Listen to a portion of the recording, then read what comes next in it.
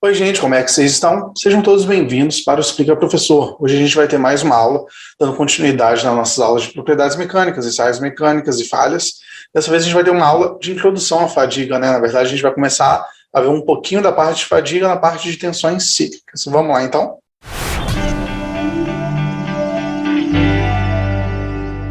Bom, antes de qualquer coisa, eu gostaria de pedir para você que já segue aqui o canal, já acompanha o meu trabalho, para deixar um like aí nesse vídeo, porque ele ajuda bastante a continuar produzindo esse conteúdo, a seguir o canal, caso você não siga ainda, né? Caso você esteja chegando aqui agora e não conheça. E se também você puder clicar em alguma propaganda que está por aí para você, isso aí também ajuda bastante aqui no canal e não custa nada. Vamos começar a nossa aula agora então. Bom, a fadiga, ela é um tipo de falha que costuma ocorrer nas minhas estruturas, nos componentes, devido a tensões cíclicas que ocorrem no meu material. Quando eu tenho essa tensão cíclica no meu material, é uma tensão variável, como ocorre em diversas pontes, esse avião que eu estou mostrando aí para vocês, o meu material ele costuma falhar abaixo do meu limite de escoamento, por isso que ele é um tipo de ensaio, um tipo de falha muito importante de ser estudada e da gente saber lidar com ela, né? Tem uma estimativa que aproximadamente 90% dos metais eles falham por fadiga, então ele é um tipo de fenômeno muito importante dentro da engenharia. E um grande problema dela é que ela costuma falhar de uma forma catastrófica, né? Ela não dá muitos sinais que está ocorrendo e do nada ela pega e falha de forma catastrófica, então pode produzir bastante acidente. Então é importante você evitar que ocorra esse tipo de falha. Bom, aqui se a gente olhar essa nossa imagem, é de um avião que ele acabou falhando em voo, né? Isso aqui aconteceu por quê? Provavelmente uma trinca que tinha na minha janela, ela se iniciou e propagou, acabando, né, tendo uma falha catastrófica no meu material. Isso aqui é um pouquinho conectado com as aulas que a gente viu anteriormente, na parte de concentração de tensão, o princípio de Saint-Venant, linha de força, porque aqui, olha, essa imagem aqui é exatamente uma imagem de uma janela por elementos finitos e a concentração de tensão. Esse corner aqui, ele é um corner de 90 graus e ele mostra qual é a concentração de tensão que está acontecendo aqui. Nos outros corners eu tenho um outro nível de angulação, ou seja, eu estou pegando um canto vivo e eu estou tornando ele mais suave. E a gente consegue ver aqui, ó, que a minha tensão aqui tem um pontinho vermelho, aqui tem um pontinho um pouco vermelho, e aqui eu tenho já um amarelo quase assumindo apenas uma tensão verde. Isso significa que eu estou reduzindo a minha tensão ali e eu estou evitando dessa forma que uma trinca inicie ali, porque eu estou reduzindo a minha tensão localizada. Atualmente as janelas elas são, né, redondas. Elas são redondas exatamente porque é o melhor formato que eu consigo ter para reduzir o nível de tensão ali e possivelmente começar a nuclear uma trinca que pode falhar depois no meu material por fadiga. Então, gente, aqui as nossas principais características desse tipo de falha, né, que é o que eu estava falando, eu vou ter um local que eu vou ter o meu início da trinca, né, a gente vai ver uma aula depois só de propagação, né, iniciação, crescimento, propagação de trinca, mas só para dar uma visão geral aqui do fenômeno, eu vou ter o início de uma trinca, eu vou ter um ponto que vai estar iniciando, normalmente vai ser numa superfície de propagação, né, a minha trinca, a gente vai ver também depois o mecanismo de iniciação, como que ocorre, como que essa trinca, ela concentra a tensão localmente, como ela se inicia e como ela pode propagar de um ponto de vista microestrutural. E eu vou ter uma região de propagação, né? Aqui eu tenho meu ponto de iniciação, eu vou ter minha região de propagação aqui de trinca, que são o que eu chamo de marcas de praia, e depois eu vou ter uma região onde eu vou ter a fratura rápida. Não sei se vocês lembram das nossas últimas aulas, né? Caso você esteja chegando aqui só por causa dessa aula, a gente tem uma sequência de aulas, e essas aulas elas vão se conectando, né? Aqui eu estou introduzindo um pouquinho mais a fadiga, mas antes dessa parte de fadiga, a gente falou um pouquinho sobre tenacidade de fratura, tamanho crítico de trinca. E aqui, ó, eu tenho exatamente o meu tamanho crítico de trinca, porque eu tenho um componente, ele tem uma peça de fadiga que ele vai crescendo devido a um fenômeno de fadiga, e essa trinca aqui, ela vai chegar aqui, pela propagação, um tamanho que eu vou chamar de acrítico, e quando ele chega nesse acrítico, a minha tensão ali, ou o meu K, ou aqui o meu K1, que eu chamo, né, que está atuando aqui, o meu fator de densidade de tensão, ele está maior do que um K1C do meu material, né? Então significa o quê? Que eu cheguei num tamanho crítico aqui que o meu material ele não consegue resistir mais à fadiga e ele falha de forma catastrófica. Dando continuidade aqui no que a gente está querendo ver, que são a parte introdutória, a gente vai ver um pouquinho como que funcionam as tensões cíclicas, né? A gente tem basicamente essas tensões cíclicas aqui. A gente tem uma tensão que ela é uma natureza axial, que ela pode ser uma tensão de tração, a gente já fez, já tive aulas aqui anteriores sobre como que funciona uma tensão de tração, um ensaio de tração. Eu tenho uma tensão que pode ser compressiva, eu tenho uma tensão flexora, né, quando eu estou flexionando o meu material, um ensaio de flexão, e eu ainda tenho uma tensão que pode ser torsora, né? Todas essas tensões eu consigo fazer ciclos delas no meu componente. Então, se eu estou aplicando uma tensão, estou tirando essa tensão, eu estou tendo um ciclo ali. Se eu apliquei uma compressão e tirar essa compressão, eu também estou tendo um ciclo ali. A flexão é a mesma coisa. Para ter fadiga, eu tenho que ter uma tensão cíclica que ela vai atuar abrindo de alguma forma ou atuando para nuclear e crescer uma clínica no meu material, mesmo que abaixo da minha tensão de escoamento. E por que ele é importante, né? Quando a gente vai avaliar aqui alguns componentes estruturais, por exemplo, o avião, que é um caso muito clássico que a gente coloca, a gente vai ver que alguns componentes desses aqui, eles são muito submetidos à fadiga, né? Uma asa de avião, essa região aqui principalmente, ó, que é aqui a parte de baixo, onde ela está sentindo mais tensão, e a parte das asas do avião, quando você está voando, seria uma turbulência, se você já andou de avião alguma vez na sua vida, você consegue ver que as asas, elas tremem, elas têm uma vibração ali, quando tem turbulência principalmente, ela é projetada para ela ser relativamente flexível e ela treme ali na turbulência. E nessa turbulência, eu estou ali fazendo uma tensão cíclica. Ó. À medida que eu estou fazendo aquela turbulência ali na asa do meu material, esses pontos aqui, que são os pontos estruturais, esse ponto aqui da asa, eles estão sofrendo ali tensões cíclicas, então eu tenho que, eu uso muito fadiga quando eu estou projetando esse tipo de equipamento, ou um eixo de um carro também, a parte de amortecimento de uma mola de um carro, todos aqueles eixos que estão ali, que eles são projetados a ter impactos cíclicos, né, obviamente não é um impacto muito contínuo, ele é um impacto totalmente randômico, mas ele sofre ali o efeito de fadiga. E então, quando eu falo aqui de carga cíclica, é isso aqui, ó. Por exemplo, eu vou ter uma carga que ele vai formar ciclos de tensão. Aqui, às vezes, pode ser uma tensão trativa, eu vou ter um ciclo de tensão compressiva, isso vai depender, como a gente vai ver aqui, quais são os tipos de ciclos que eu tenho possíveis no meu material. Que é exatamente o ponto aqui do nosso próximo slide, é o nosso primeiro tipo de cíclico. Nosso primeiro tipo de ciclo é exatamente quando eu tenho uma dependência de tempo regular e senoidal, né? Eu formo aqui esse formato de uma senoide aqui, aquela onda que a gente vê muito em física. Então, esse ciclo ele vai ter uma amplitude simétrica em torno de um nível de tensão zero. O que isso significa?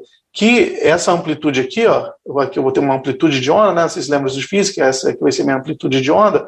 Elas vão ser simétricas em torno do meu eixo zero. Significa que eu estou tensionando o meu material da mesma forma que eu estou comprimindo. Eu estou aplicando uma tensão trativa e estou aplicando uma tensão compressiva. Em fadiga, o que faz eu propagar trinca e crescer trinca são as minhas tensões trativas, porque são elas que fazem abrir a minha ponta de trinca. Vocês lembram, a gente viu ali, quando a gente estava falando de fator de intensidade de tensão, que eu tenho os meus modos de intensidade. Aí, quando eu tenho uma trinca aqui, ó, no meu material, se eu estou tracionando aqui, eu estou abrindo essa ponta de trinca, então eu estou tendo uma propagação de trinca. Se eu tiver uma tensão compressiva aqui, eu vou ter pouco efeito aqui de fadiga, muitas vezes eu vou até cegar a ponta da minha trinca, isso pode ser até um pouco benéfico para a minha vida fadiga em casos reais.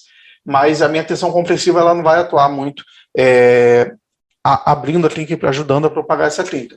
E quando eu tenho aqui esse ciclo de tensões em torno do meu zero, com uma tensão média igual a zero, eu falo que eu tenho um ciclo de tensões alternadas, né? É assim que eu chamo esse tipo de ciclo aqui.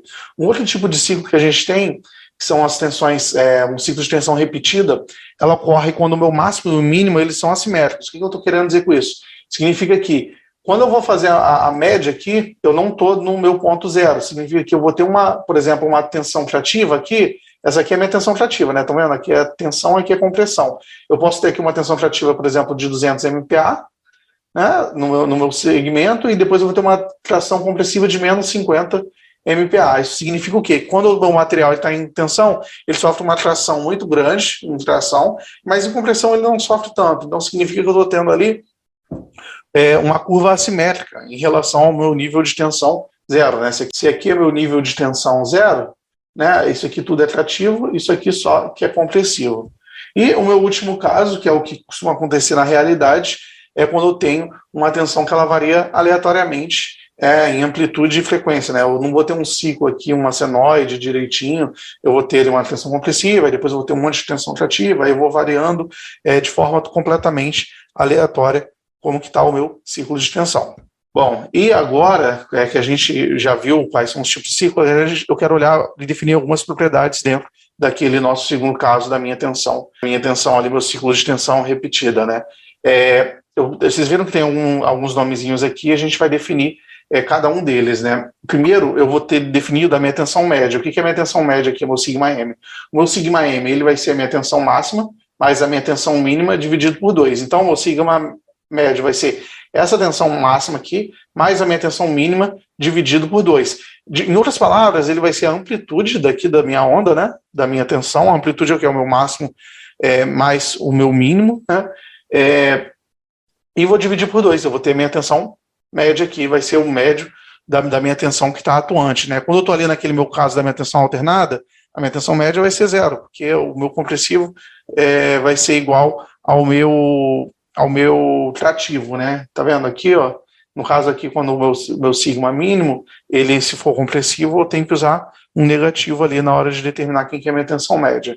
A minha segunda variável aqui para analisar nessas curvas são os meus intervalos de tensão. O meu intervalo de tensão são os meus sigma I. O meu sigma I é o meu sigma máximo menos o meu sigma mínimo. É como se fosse esse sigma R aqui, porque essa imagem está em inglês, esse R aqui é de range.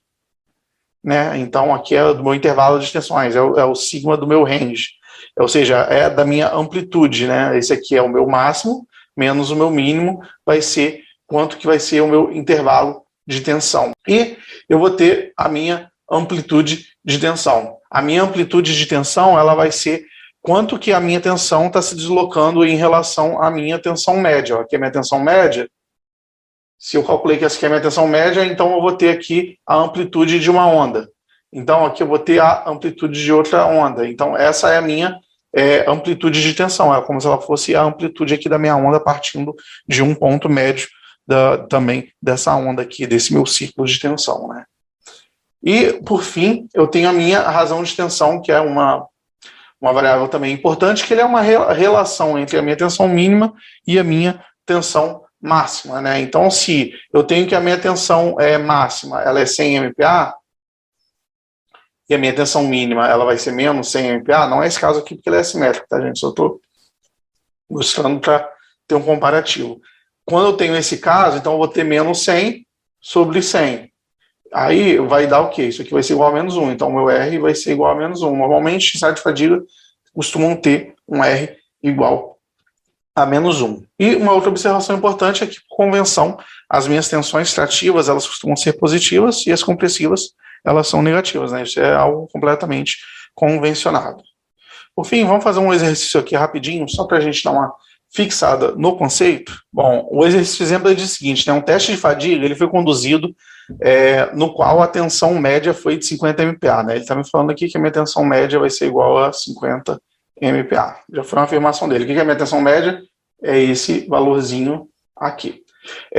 E a amplitude de tensão foi de 225 MPa. O que é a minha amplitude de tensão? A minha amplitude de tensão é esse valor aqui, né? Que é o meu sigma A, né? Quem que é o meu sigma A? Só lembrando, meu sigma A vai ser meu sigma máximo menos meu sigma mínimo dividido por 2. Só esse valor aqui. Tem duas formas de resolver. A gente vai resolver isso por fórmula, vou tentar olhar de uma forma lógica o gráfico que eu estou colocando aqui, né? Ele pede, então, para determinar, vamos lá, o meu sigma A vai ser igual a 225 MPa. Ele pede para determinar o nível de tensão máximo e o meu nível de tensão mínimo. Se ele falou que a minha tensão média é 50 MPa, então quem que vai ser aqui a minha tensão máxima? A minha tensão máxima vai ser a minha tensão média mais o meu A. Então, quem vai ser o meu sigma máximo? Meu sigma máximo, ele vai ser o meu 50 mais 225, que vai ser igual a 275 MPa. E quem que vai ser aqui a minha tensão mínima? A minha tensão mínima vai ser exatamente aqui o meu valor de A, ó. Esse aqui é o meu sigma A, e esse aqui é o meu sigma M. Então, ele vai ser igual ao meu sigma M menos o meu sigma A, né? Se esse aqui é o meu valor médio, Daqui para cá eu tenho 0. Ele está querendo saber a tensão compressiva. Quem que vai ser aqui? Se eu tenho esse aqui, o sigma médio, e eu tô desse ponto aqui de sigma médio, que é esse ponto de 50 MPa, e eu estou reduzindo, né, 225, então, ou seja, eu estou tendo aqui, quem que vai ser esse meu ponto? Esse meu ponto aqui vai ser o meu 50 menos o meu 225. Então, o meu sigma mínimo vai ser o meu 50 menos 225, que vai ser igual a menos 175. Ah, Júlio, tem que resolver assim exatamente? Não, você pode, até pelas fórmulas aqui, ó, por essas fórmulas aqui, ele te deu quem é o sigma A. Então, o meu sigma máximo menos o meu sigma mínimo aqui, ele vai ser igual a 225. Então, se eu multiplicar isso aqui por 2, isso aqui vai ser 450. Então, você consegue fazer um sisteminha. Por quê? Porque se você sabe que isso aí é 450, e você sabe que o seu sigma máximo mais o seu sigma mínimo, né? Quem que é a sua tensão média? Tensão média é o meu sigma máximo mais sigma mínimo sobre 2. Você sabe que isso aí é igual a 50. Então, você consegue fazer um sisteminha. Mas eu acho que essa forma gráfica aqui, ela ajuda você a ver a questão de uma forma mais intuitiva, menos matemática, né? Essa aqui é a resposta da minha A. Agora, se eu for aqui responder a minha B, ele perguntou, calcule a razão de tensão. A razão de tensão é fácil. Vai ser o meu sigma mínimo sobre o meu sigma máximo. Isso aí vai ser igual a menos 175 sobre 275. Isso vai ser igual a menos 0,64. E, por fim, ele quer saber a magnitude da faixa de tensão. Quem que é a magnitude da minha faixa de tensão? Vai ser exatamente isso aqui tudo, ó.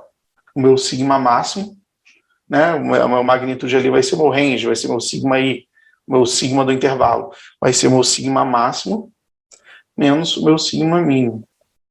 Ou então esse range, tem duas formas, ó. Essa aqui é a fórmula que eu dei para vocês aqui na equação. Quem que vai me dar essa fórmula? Essa fórmula vai dar 275 menos 175. Isso aqui vai dar 450.